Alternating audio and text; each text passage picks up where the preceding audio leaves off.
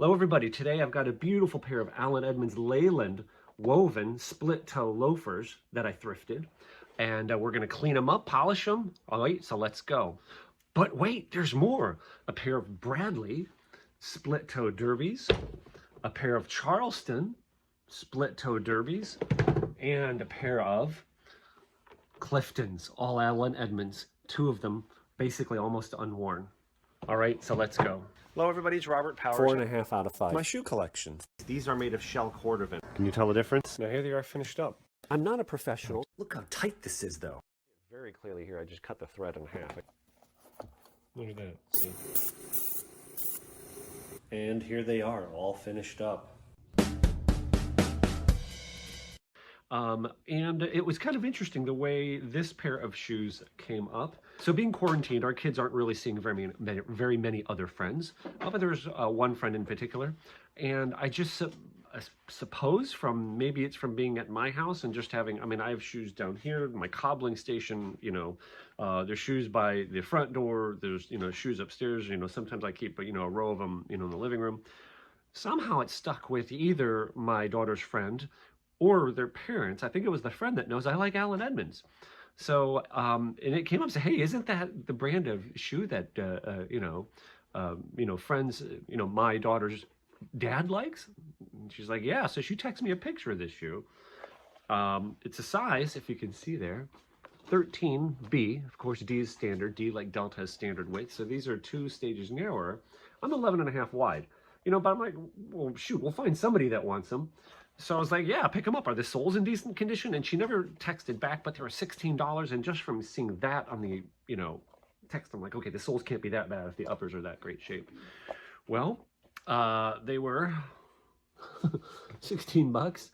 And do you see that staining there? That actually wasn't on them when I got it. The soles looked even nicer than this. I've been wearing these shoes. I've worn these shoes for 3 days. I've not worn them. I've worn them out twice outside the house, but I put galoshes on them. So these have really never yet touched pavement. So this shoe, when I got it, was in a little bit better condition than that. But like I said, I've worn them around the house for 3 days. I've worn about 4 or 5 hours each just to see if I'm really going to wear them. I'm going to keep these suckers. Look at this. Beautiful, isn't it? Split toe. This is my first pair of split toe shoes. I generally speaking don't like them. And you see the beautiful weave on there. There's got that penny loafer design, right?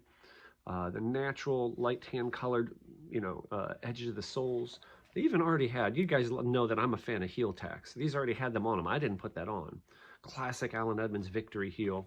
And if you look at that logo was used between 1989 to, I'm going to say 2015 or 16. If that's wrong, I'm going to correct it here. That black insole, though, that black insole was used, I believe, the early 2000s. Again, I'll put the exact date. I believe that they were used based on the Allen Edmonds catalogs. No date code on these shoes, so these shoes are probably early 2000s. Early to sometime in the 2000s. I think they stopped using that black insole in like 2008. Again, I'll correct that if it's wrong. So here's the major challenge with wearing these, though. It's a 13B. On a 65 last, my ideal shoe size is actually 11.5, about a double E to triple E. I pretty much always buy 11.5 triple E, and they fit like a glove.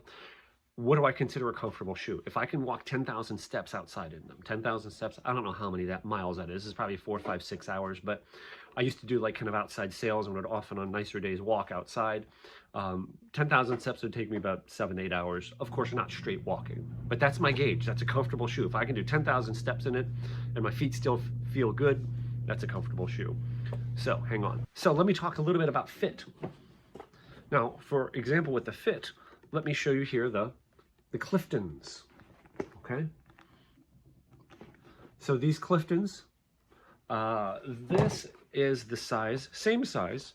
This is 13B. It's on the bottom of the tongue there, okay? So it's a 13B. This is a size 13B Clifton, and I'm going to show you compared to a size, I believe, 12 triple E, okay? So these are a 12 triple E that I wear. So, 12 triple E, 13B. Let's try and line up I'm not going to line up the back of the heel so much as I want to line up, there's not I want to line up the back of the heel cup, the part that your foot goes into. I mean, if you see, if I get those lined up, I think that's lined up pretty well. Again, the heel cup, the part your foot goes into. I mean, the length, you know, not very noticeable, okay? On the 13, the heel does extend down a little more. In other words, the heel base comes out further, but the heel cup doesn't. So I think that's fairly lined up. And it's hard to tell on camera probably, but I mean, if you really look at it though, the 12 is obviously wider, but not by much. You know, and the total width isn't that different. The 13, the widest part of the foot. So here's what my understanding that fit is critical. The widest part of your foot should be the widest part of the shoe, right? The length, extra length in the front really isn't critical, you know, because you're always going to have some extra length. So even though this shoe does have the appearance of being much longer and more slender, I can still wear it, okay? So that's the interesting part. For example, I've got a pair of a Ralph Lauren Polo monk strap shoes at a 13D that I wear comfortably. I've had a pair of 11 Triple E shoes that I wear comfortably, Bostonian loafers. But I already have a pair of black Cliftons, so I'm not going to keep these. But that being said, when trying to buy shoes online and things like that, that's probably one of the trickiest things. So what I'm trying to do is get some kind of gauge of the width. So here's how I've done it. I don't know that this is correct, but this is what I do. See this curved part here? You're trying to get, again, the widest part of that, which I would say is there. And then I'm trying to go across. You don't go straight across. If you went straight across, the width is going to be artificially wide. So I'm going to show you. So I would not do this. Okay. So what I would do is, again, have this part on the widest part of the shoe, right about there. And then I'm kind of taking a sweeping measurement, but I'm trying to get the smallest measurement of the widest part of the shoe, if that makes sense. I would call this shoe, its width, about 14, I'm going to say right there, about 14¼ inch. I'm sorry, 4¼ inches. That's what I would call that, about 4¼ inches, okay? Now, if I take my shoes that are the most comfortable, they're about 4 and right around 4½ inches, 4 and 7/16 in that ballpark. Now, when you measure the outsole, you're not measuring the width of what the part your foot goes in. Your foot goes inside the shoe. But if you're looking at a Goodyear welted shoe to another Goodyear welted shoe, you can usually do that, especially within one maker. Because what I'm measuring is the outsole, and then the outsole is going to stick out beyond the outside of the shoe the same amount, if that makes sense. So I believe that is like a pretty consistent, it gives you a very good gauge of, can I wear that shoe, right? So I know when I get to like ideally 4 3/8 to 4½ inch outsole width on a Goodyear welted shoe, it's probably gonna fit me pretty well. So these are what I would call snug. I may not wear these, you know, going 10,000 steps, but especially considering they're gonna break in, these are okay. These are, again, like I would save these for parties or, you know, things like that. You know, I'm not gonna be walking lots and lots of miles. So these shoes need really, I mean, the polish is almost just like, you know, just to condition the leather. I've actually scuffed them a little bit sitting down on them. Polish these up a little bit, put, you know, maybe a little bit of a mirror, always mirror shine. I would mirror shine suede if I could, but a little bit of a mirror shine on the toe. These would be good to go. So let me show you what else I have. So here's a pair of Allen Edmonds Bradleys. These have some wear on them. They're not bad. You can see what I paid for them there, right? They're in what I would call, I think I would call these soles in very good condition because they've been worn outside, but you can see the threads even on the tips of the toes. It depends what, you know, style or how you walk as far as how the soles are going to wear. But generally speaking, the toes here or right around the outside of the ball of the foot here, I think is where usually you'll see the stitching wear into first, and then the ball of the foot is usually where you see a hole first. But so these are fairly lightly worn. You can also tell from the heel, 2 heel tacks. I don't know why this one is actually meant to go in the toe, but so obviously I'll pull that off. But very good condition. And based on the logo, that again is the 89 to 2016 logo, but I believe this light colored, it's almost like I would call it unstained insole, I think was used late 2000s and early like 2000 up to 2012-ish, something like that. So these are probably 2009 to 2012. This is probably when these were made. I'm not a big fan of this style. Again, this split toe with this kind of this apron on it. Let's put shoe trees in it just to see how it improves the appearance. And sometimes, like you see, the shoe tree doesn't fit very tight. What you can do is just for function, just simply like take a piece of cardboard and just kind of stick it in there. You know, that'll do the job. See how much better they look just doing that. And there we go, pair of shoe trees. These just need cleaned up. They're in pretty good shape. By the way, I shouldn't assume that everybody knows this, because this may be your first time watching my channel. This is a derby. See these two open flaps? Let me compare and contrast that too. Pair of shoes here that I used in my last video. These are a pair of Ferragamo Oxfords. See this closed lacing system? The shoe is closed at the throat where the eyelets are. This is an Oxford, so this is more formal. I'm just talking about just the way the eyelets are constructed, right? So Oxford versus a derby. So both of these derbies are going to be more casual, okay? This is just me. I mean, today it's like, especially here in the Midwest where I live, you know, people violate these rules left and right. I would guess 50 to 75% of the men out there aren't even aware of these rules. If I were wearing a suit with a tie, I would not wear a derby. If I'm gonna wear a suit even without a tie, like occasionally what I'll do to bring it down a level is I'll wear a suit. Suit is when the coat and the pants both match. They are the same material. I will sometimes wear like this, a button-down Oxford collar shirt, button-down shirt, without a tie, with a suit. And what that does is it brings the formality down just a little bit, and it kind of gives you a little more, like, I don't know how to say, it makes you a little more relatable, I guess, you know, so that if you're in a room with other people that just may be wearing regular casual clothes, you don't, you know, look like you're way too formal.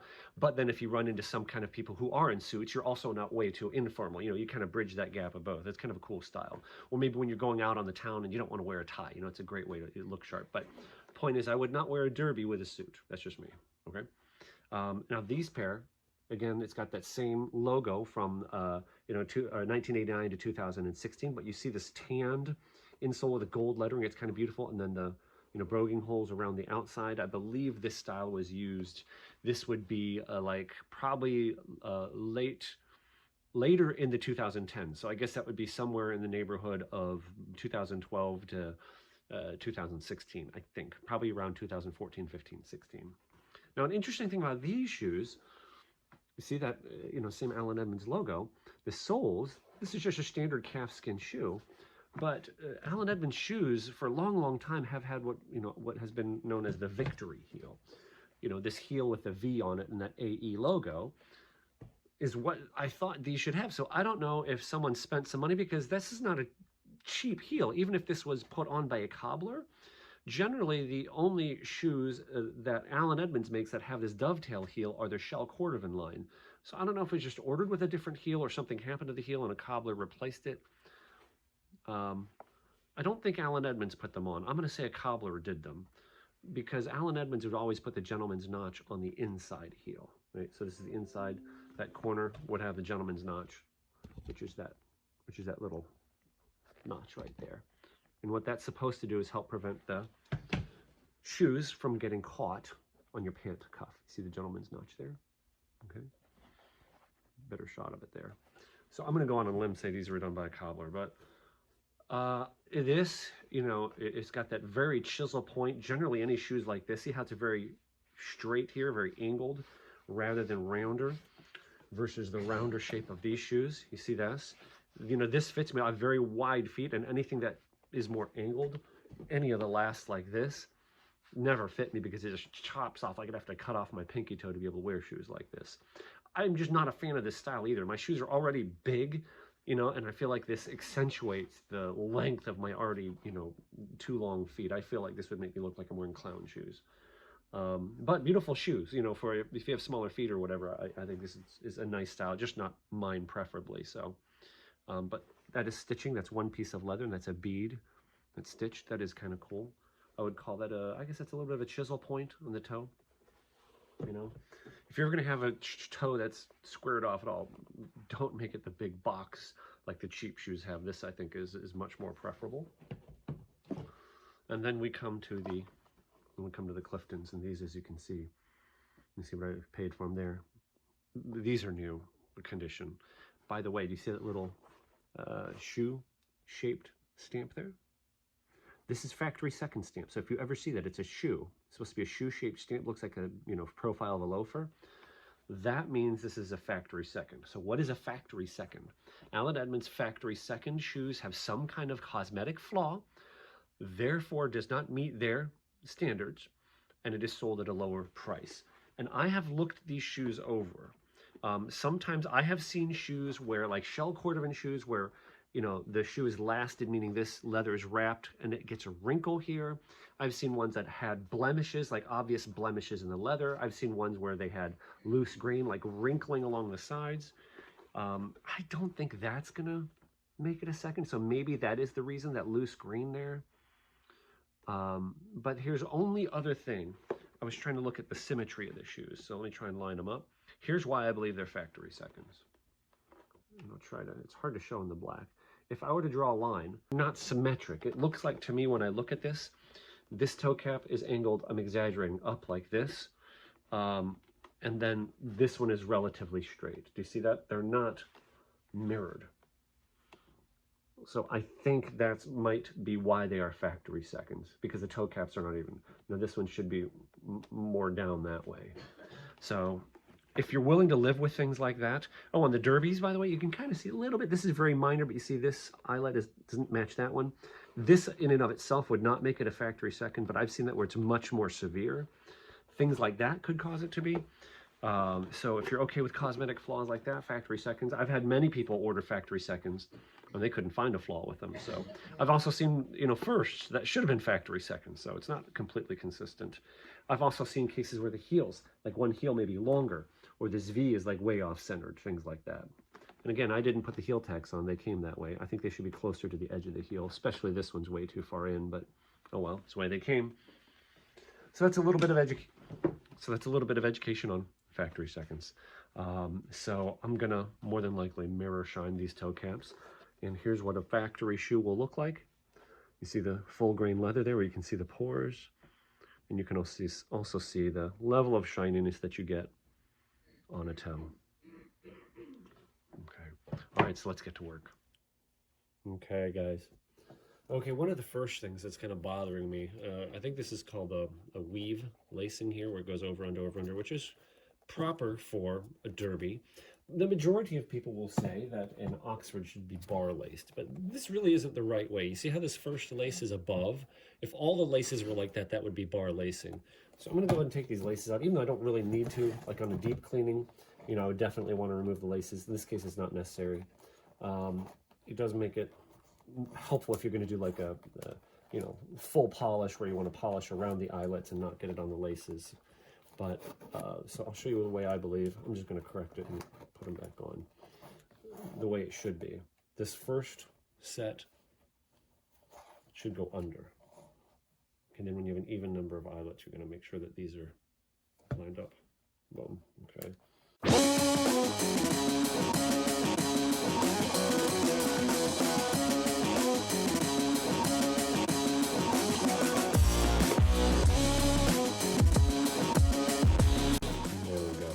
See how now the first one now goes under. See, compared to that. Now it's correct. So this is just 50% isopropyl alcohol and water. And generally what I do is just a squirt or two. Well, this is interesting. I didn't notice this earlier. It's got a tongue pad.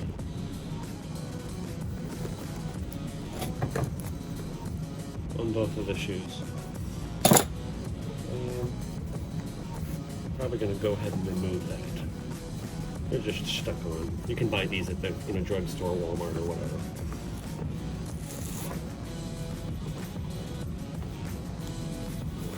These are good if the shoes are a little bit too big. Believe it or not, they can actually help if you have too much space on the heel, because that pad will kind of shove your foot back a little bit. So if you have too much space under the arch or even back on the heel, those can help.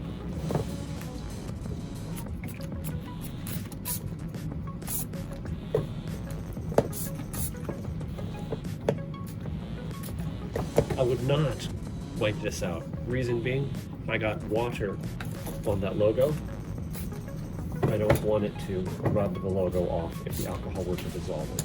So just let it dry on its own, okay? And I think, like, even right now, I could shove the shoe tree back in it. It's not going to hurt anything. The wood in the shoe tree will draw that water back.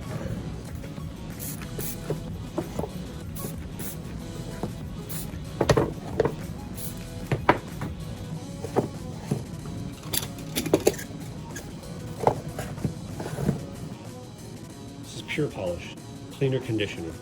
And this is made of natural ingredients. Is one of the reasons I've been switching over to Pure Polish. Orange oil, beeswax, coconut oil. Said this in a couple other videos. Use an absorbent cloth like this.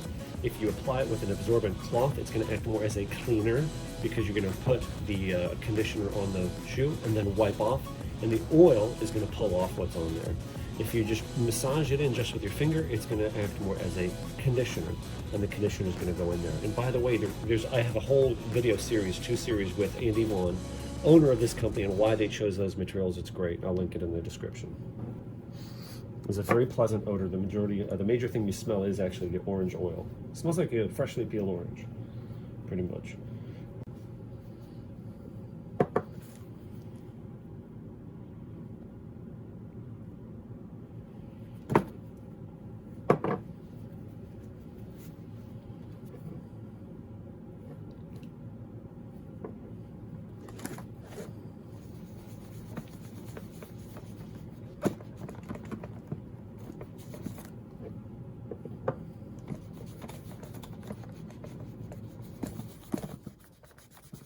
By the way, here's a question that I've seen quite frequently, especially in brown or tan shoes.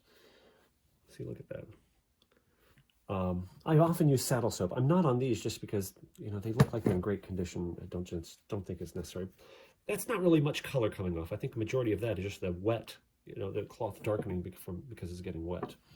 But the question I've gotten is if I have tan or light brown shoes and I condition them, will it lighten or darken the shoes? And I think the short answer is yes, it might. But I think another thing to consider is, I mean, obviously different cleaners and different conditioners will have different effects, but part of the reason they're darkening is because they're malnourished, you know? So, I mean, if you're going to test a shoe like that, if you're really worried about that, the place I would test, I've heard people say do it on the inside of the heel, but I wouldn't do it there. If it's a lace-up shoe, I would do it on the tongue, especially down here. You can do anything you want to the edge of the tongue, and it's never going to be seen. I've actually tested dye. You know, I had a pair of shoes that I was debating on whether I wanted to dye, and I didn't know if the dye would show up, so I did it on the edge of the tongue, you know, because that part, you know, doesn't show at all. I'm trying to get down into right down close to the welt there. See, like there's a spot there, maybe a nick, maybe a flaw in the leather. I think it looks more like damage to me. So I'll take a little bit on my finger and massage it in.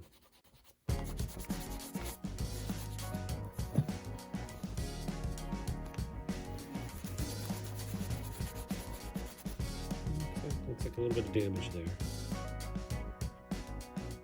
Not severe.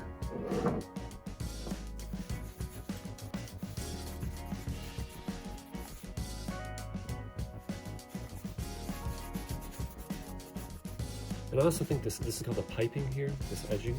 It's important to get that. Over time, that'll dry out and crack, you know, after years and years.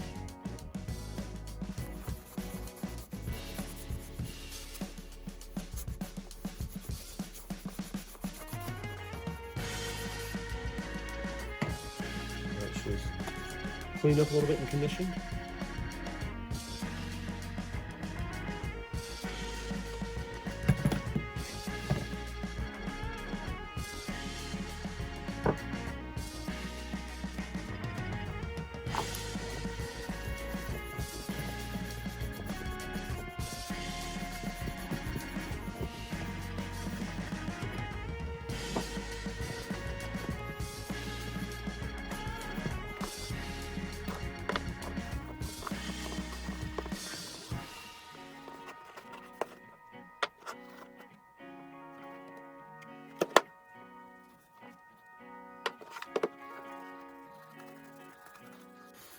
I believe that's actually staining, coloring, burnishing from Allen Edmonds. I don't know that for sure, but I don't believe that's a staining. I think that's a burnishing. I think that color is intended to be there. Allen Edmonds says their shoes are hand burnished. So the hand dyed, I guess you would say like that. So some color variation like that is natural.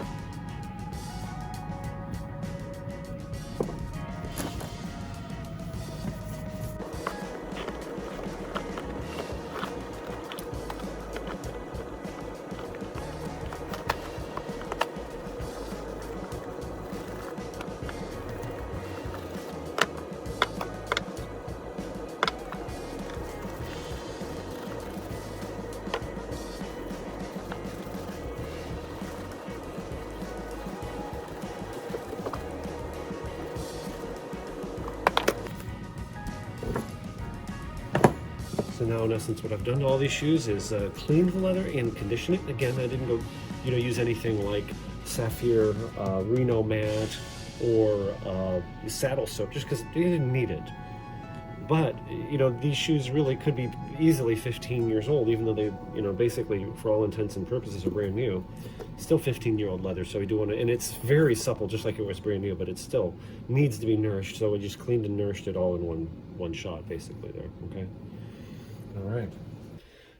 This is light brown, water-resistant cream polish. So see the leather talk with Andy from Pure Polish, the owner of Pure Polish products, on how they achieve some water resistance. And I did a quick test on there. This stuff really does work, because the lighter colored shoes are much more prone to getting water spots and things like that, especially Northeast Ohio.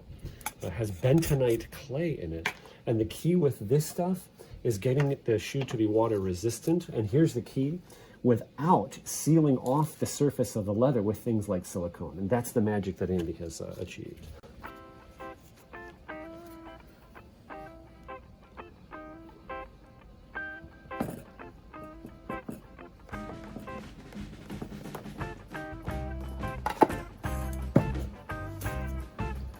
What I almost forgot should do first is I should brush these off.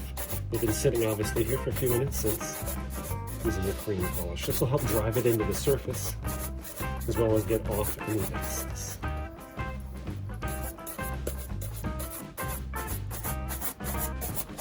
And with the weave, I would kind of go 90 degrees. Go over it twice. Ooh. That's not too bad, huh? I mean, almost wear it just like this.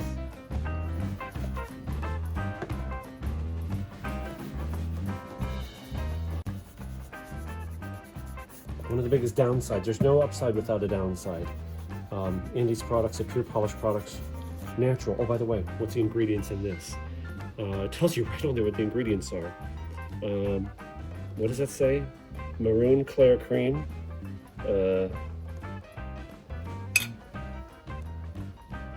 Here, it tells you what's in it. Okay, it is beeswax, orange oil, carnauba oil, bentonite clay, carnauba wax, earth pigment. I believe it is the coconut oil. Becomes liquid at somewhere around 80 degrees Fahrenheit. So this is more of an advanced user's product, meaning it's not as stable across lots of temperatures. So if you live in a hot climate and you're using this in a non-air conditioned area, it's going to get runnier on you quicker. so it's going to be a little bit harder to use. But like right now, even using the cloth, this polish is going through the cloth and going into my fingers. There's nothing in this that, you know, is going to harm me. Versus I'm getting away from, I'm still probably going to use it today, but I'm moving away from the Saphir. This has got like pine turpentine in it, which is not nearly as friendly for your body.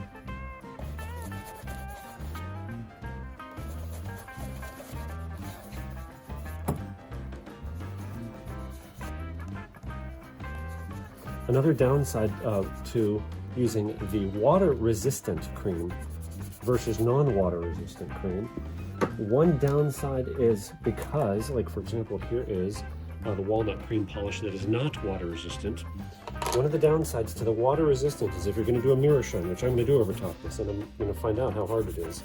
It is harder, Andy told me, to do a mirror shine over top of the water resistant polish, because it's water resistant, and part of what you're doing when you do a mirror shine is putting drops of water to smooth the wax. So we'll find out. Now, if these don't mirror shine up, I'm not going to be upset because there's such a small area I could mirror shine anyway. So.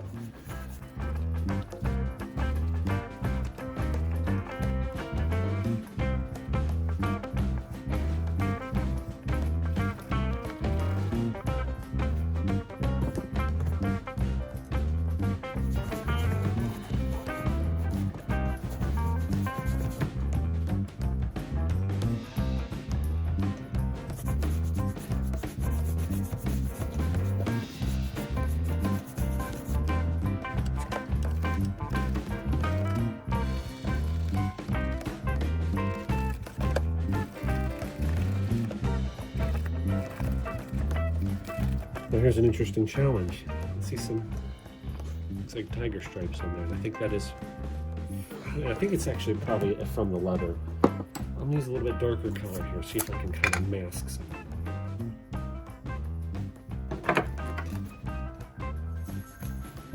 Those have both been polished. I'll let those set up. For these, I'm going to use the Saphir. This is mahogany number 9. It's got a reddish tint to it, which I think is appropriate for these.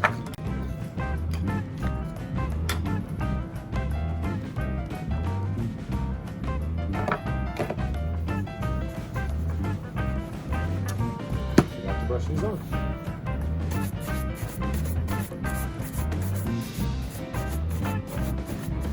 I'm not very structured. I'm a theory-driven person. I love knowledge, love learning, love understanding things. But as far as just rote discipline, you know, like, no, I shouldn't say discipline, doing things the same way every time, being very structured, it's difficult for me, so I forget things like that. Thinking about the next 14 steps ahead, and, you know.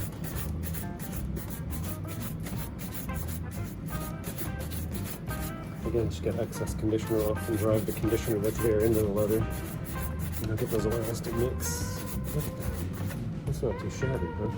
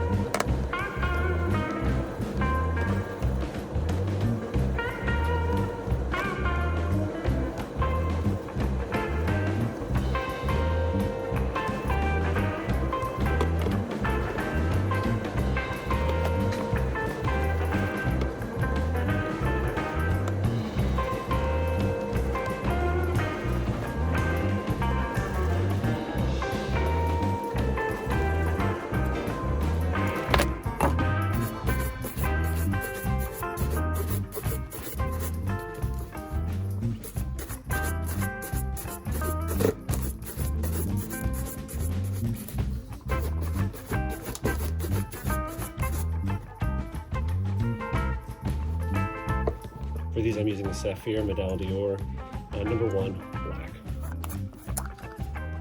I could have also used for these, I could have also used the pure polished black, but again, I'm not going to keep these shoes, so I'm going to go ahead and use up my Saphir.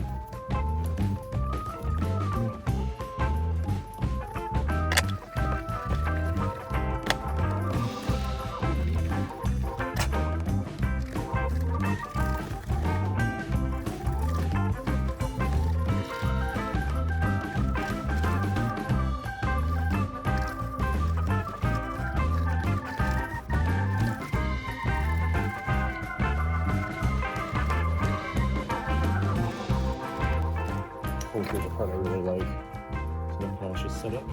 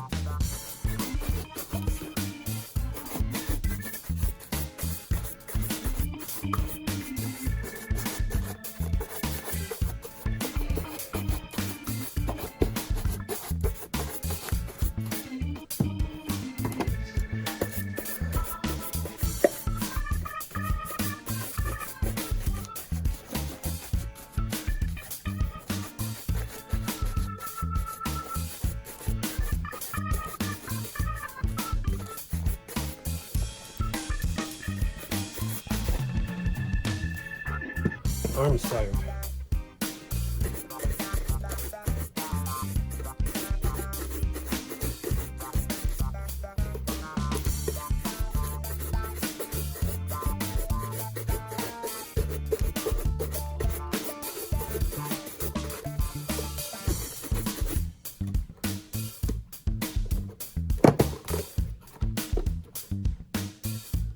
Okay, here comes a mirror shine. I'm debating. I've got a ton of this stuff. I've also got the pure polish. I believe the pure polish is better. I like it better. It's better for you. You know, in other words, pure polish high shine has orange, oil, carnauba wax, and beeswax. Different proportions to get different properties. Medaille D'Or. By the way, did you know this is something interesting? I've pointed this out before. This is 60 milliliters. They're in the same focal plane. This is only 75 because the bottom is scalloped out. The bottom of this is flat. This is significantly more expensive than this too. It's almost double the cost, and it's only slightly more. But anyway, I'm debating which one I'm going to use. I think these are black. I'm going to go ahead and use this Saphir because I want to get rid of it. On these, I'm going to use, and the other shoes, I'm going to use the pure polish.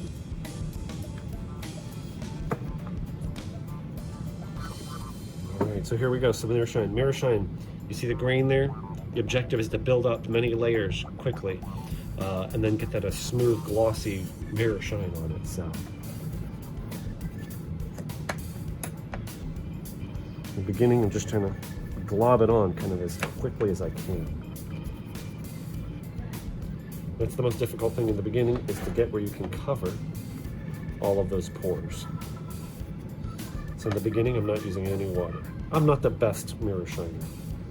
I mean, guys like Preston Soto of the Elegant Oxford, you know, Justin Fitzpatrick has got a great mirror shine tutorial as well, but they've done a lot more of this than me, and they're better at it than me, but I can hold my own, I'm okay.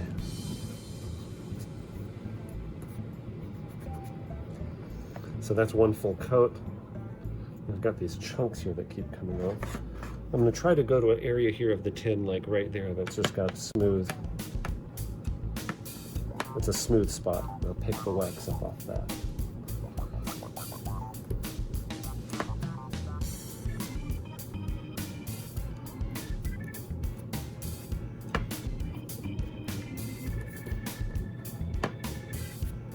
So you can say that's like 2 full coats. Now I'm going on a third.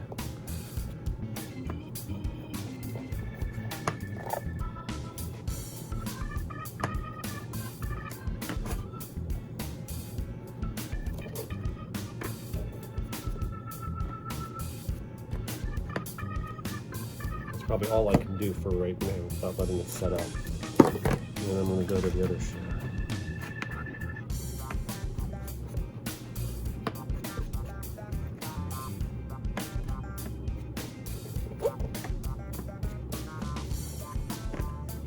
I believe you can get more polish on to the shoe quicker with your bare fingers than with the rag.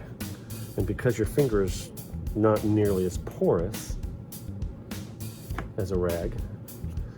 More of the polish from your finger is going to transfer, in my opinion, onto leather. Your finger is going to build up polish onto a shoe quicker than your finger with a rag or an applicator.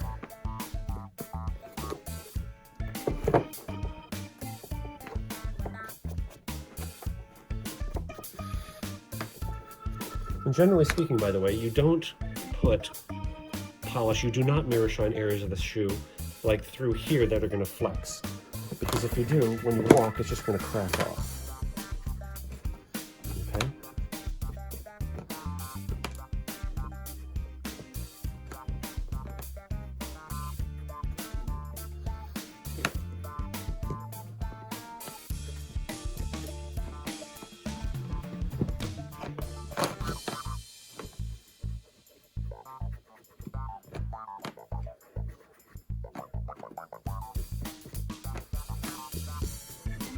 And I'm also going to go kind of against, you know, a different direction. Kind of like crisscross. Try and build it up in the other direction. You can see that.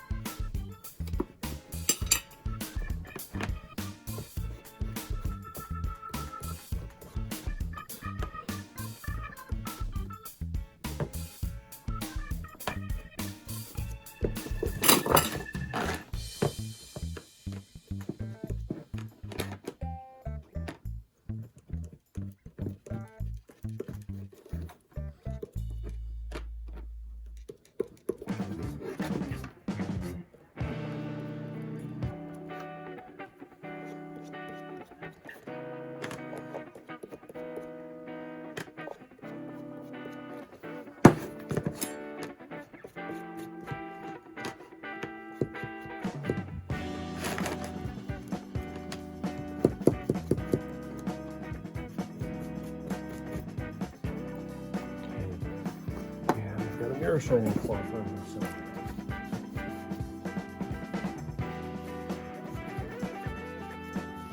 And I got this mirror shining cloth. It's a tight woven cotton cloth. I got this from Pure Polish. Okay. Get a little more in my finger. There's water, so I get a drop of water. Boom. See that? Just one drop of water.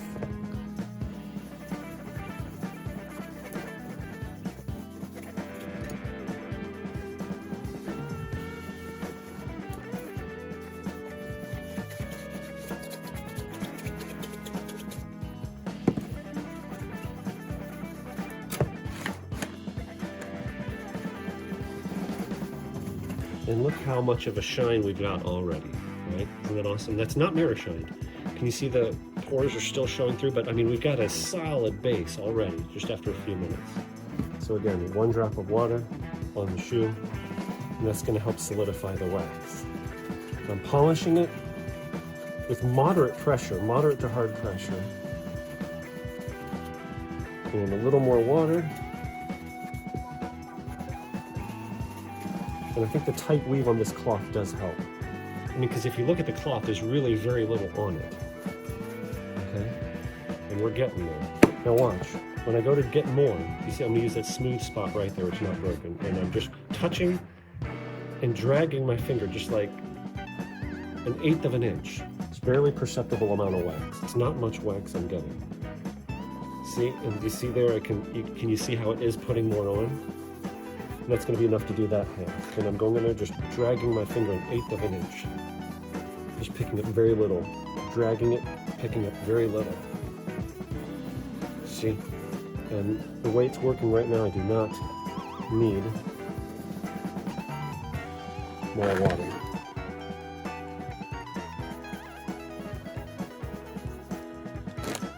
Just picking up just little tiny bits like I was just showing you. You can feel it polishing its. So now that those layers that I've put down are solidified very nicely. Now I'm going to go back to my finger, gonna load my finger up, load the shoe up again. Okay. Load my finger up, load the shoe up. I'm going in circles at this point. Now I'm gonna go front to back to get this edge here. Back to front. Trying to cover up all those pores. Load my finger up, go from back to front. Try and load up all those, close up all those pores, cover all those pores.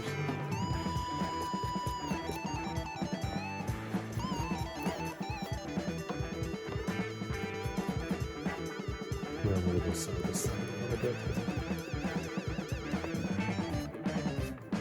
That toe is a little bit tricky because that toe is kind of sharp. It's just an odd, just very pointy.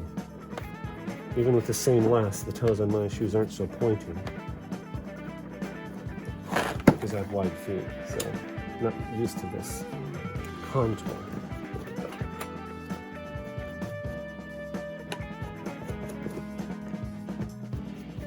And I'm looking at the texture and where I see the bumps, the bumpiness, that tells me the pores are not filled in and I'm not applying well wax. So, like for example, you see right in there, wherever you see texture, orange peel, that surface bumpiness. And that's probably about as much wax as I can stuff onto that coat and the switch. I'm gonna let this one. Water, dry.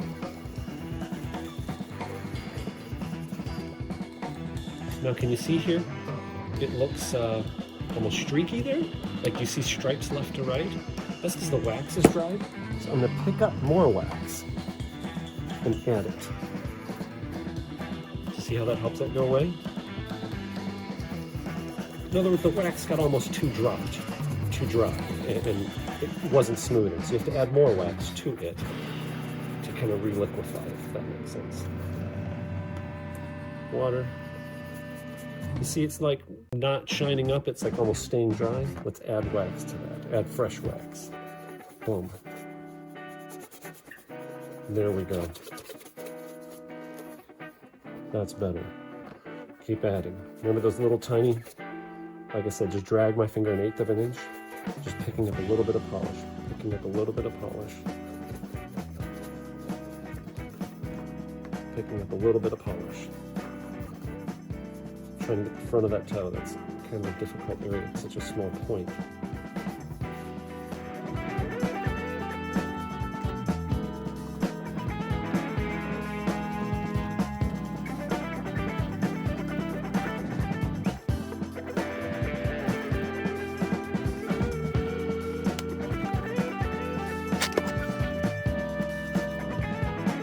Not bad. You still see those pores though? It's starting to get glossy, but I'm going to again load up my finger. Go left to right. Load it up. Left to right.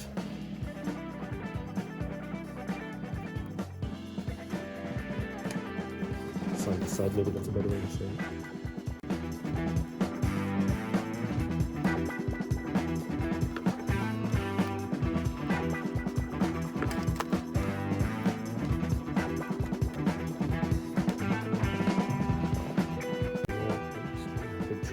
So now I'm going to go front to back.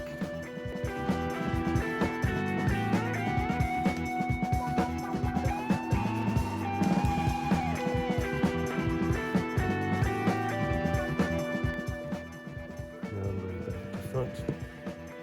Look the back in the middle of this toe cap.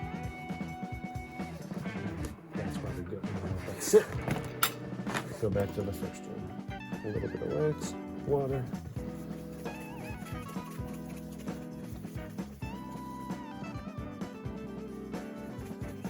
That was kind of a heavy grab there. Scooted my finger more like a 1/4 inch. Now can you see, like here, it's filling in pretty nicely. That's not my point with. It's filling in pretty nicely like here. You see there, I still see grain. It's filling in pretty nicely here. It's getting there, but you see there's still some patches there where it needs more wax. I'll do those small 1/8" grabs now.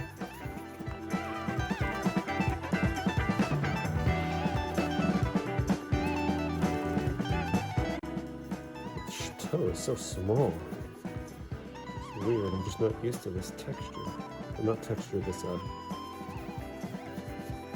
shape.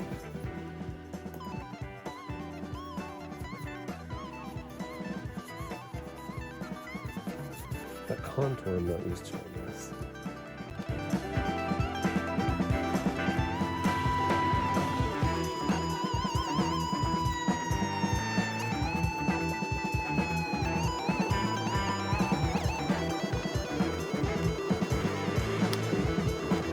Finger.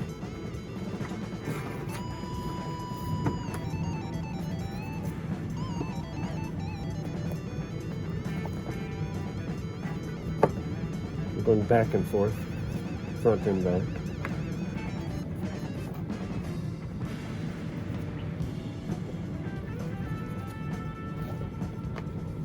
And then going in circles.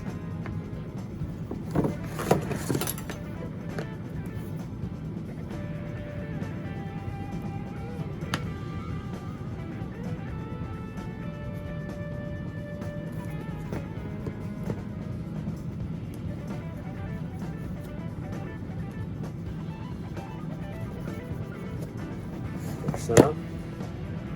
1/4" grab, a larger grab, I guess. And back to this one that was sitting.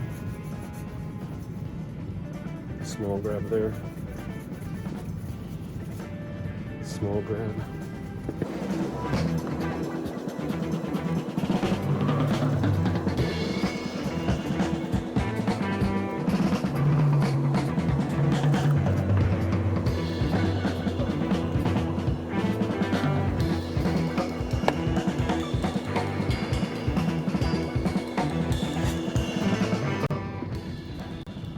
See in this area here, can you see how you can see the pores? It's still not filled in enough. Right in that area, right in there.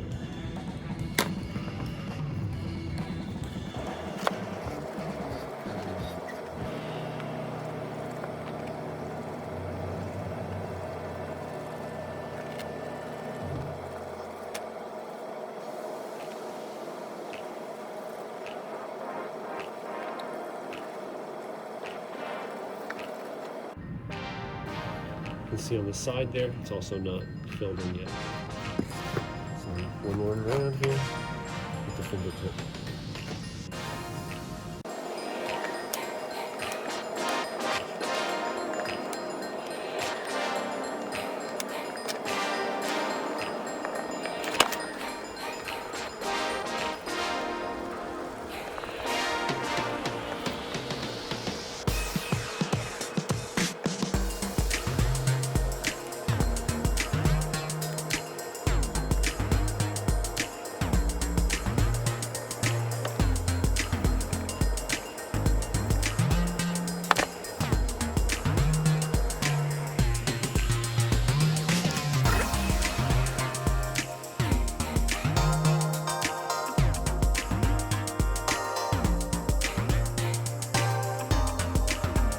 One more time.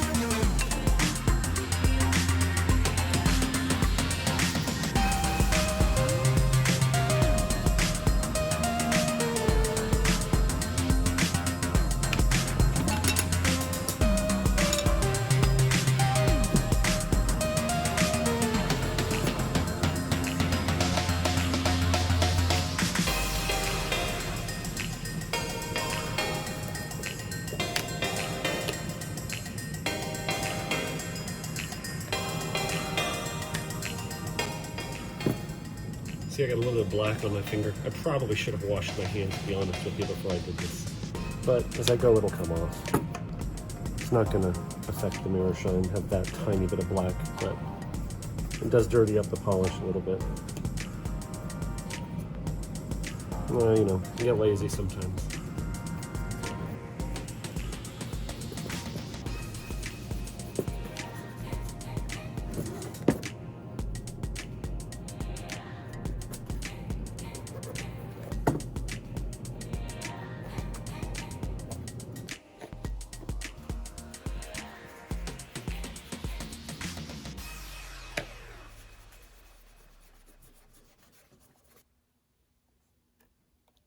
It's not a full mirror shine, but that's probably as good as I wanted. I don't know if I'm going to really go crazy with this because, again, there's no definite break. It's such a small area, the woven. You know, I mean, I'm kind of almost thinking that's kind of enough. Maybe just another coat or two. I'm not going to go crazy on these. Watch me change my mind.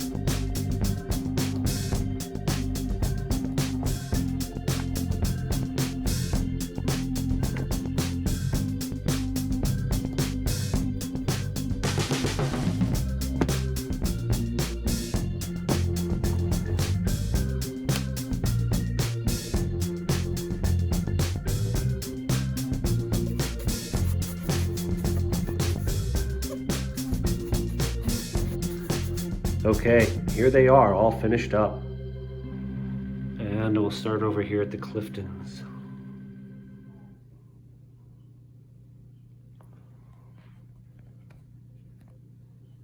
They came out pretty nice, didn't they?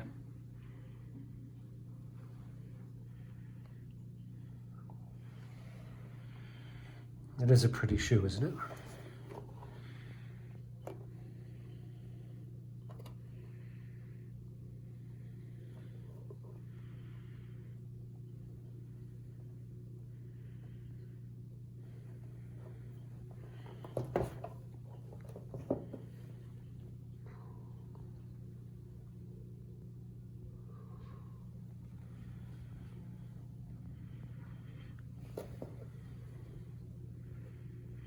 It is just a beautiful shoe, isn't it? It's gorgeous.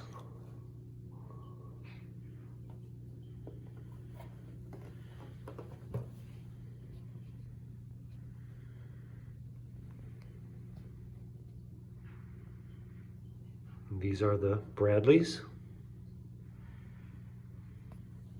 And here are the Charlestons. In the introduction, I mistakenly called it a split toe. It's obviously not a split toe.